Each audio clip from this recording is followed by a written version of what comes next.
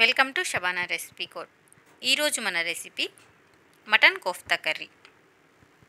Kofta curry తయారీ కోసం boneless మటన్ని తీసుకొని చిన్న చిన్న ముక్కలుగా కట్ చేసుకోవాలి.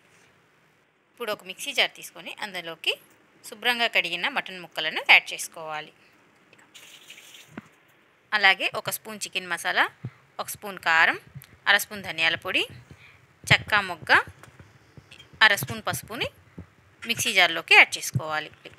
అరకప్పు పుట్నాలను కూడా యాడ్ చేసుకొని స్పూన్ వరకు అల్లం వెల్లుల్లి పేస్ట్ని యాడ్ చేసి మూత పెట్టి మెత్తగా గ్రైండ్ చేసుకోవాలి.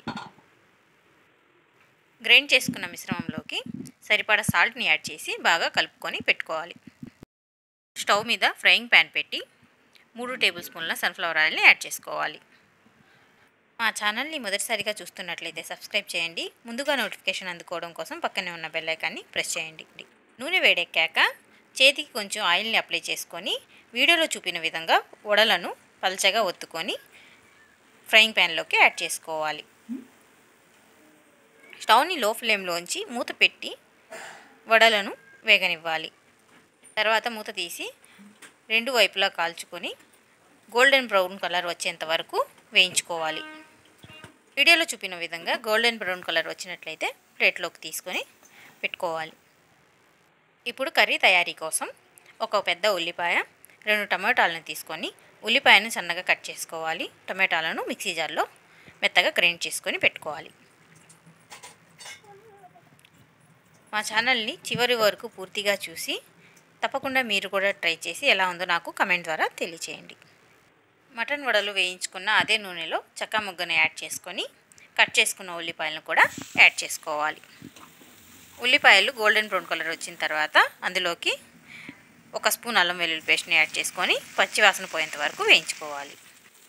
ముందుగా గ్రైండ్ చేసి పెట్టుకున్న టమాటా ప్యూరీని కూడా యాడ్ చేసుకొని 2 స్పూన్ల కారం, 2 స్పూన్ల ధనియాల పొడి, అర స్పూన్ పసుపు, అర స్పూన్ చికెన్ మసాలా, సరిపడా సాల్ట్ని యాడ్ చేసుకొని నూనె పైకి తేలేంత వరకు కలుపుకోవాలి. తర్వాత అందులోకి 3 స్పూన్ల పెరుగును యాడ్ చేసుకోవాలి. పెరుగు పచ్చి వాసన పోయేంత వరకు మూత పెట్టి ఉడకనివ్వాలి. గ్రేవీకి సరిపడా నీళ్ళను యాడ్ చేసుకొని మూత పెట్టి మరో 2 నిమిషాల పాటు ఉడకనివ్వాలి. తర్వాత మూత తీసి ముందుగా వేయించి పెట్టుకున్న మటన్ కోఫ్తాను గ్రేవీలోకి యాడ్ చేసుకోవాలి. ఇప్పుడు స్టవ్ని లో ఫ్లేమ్లో ఉంచి మూత పెట్టి ఇంకో నిమిషం పాటు ఉడకనిచ్చి చివరిగా కొత్తిమీర చల్లుకొని స్టవ్ ఆఫ్ చేసుకుంటే మటన్ కోఫ్తా కర్రీ రెడీ. ఈ రెసిపీని వేడివేడి అన్నంలో కానీ చపాతీ ఇంకా రోటీలో కానీ సర్వ్ చేసుకుంటే చాలా టేస్టీగా ఉంటుంది. మా వీడియో నచ్చినట్లయితే లైక్ చేయండి, షేర్ చేయండి. మరిన్ని ఇంట్రెస్టింగ్ వీడియోల కోసం మా ఛానల్ని ఫాలో అవ్వండి. Thank you for watching.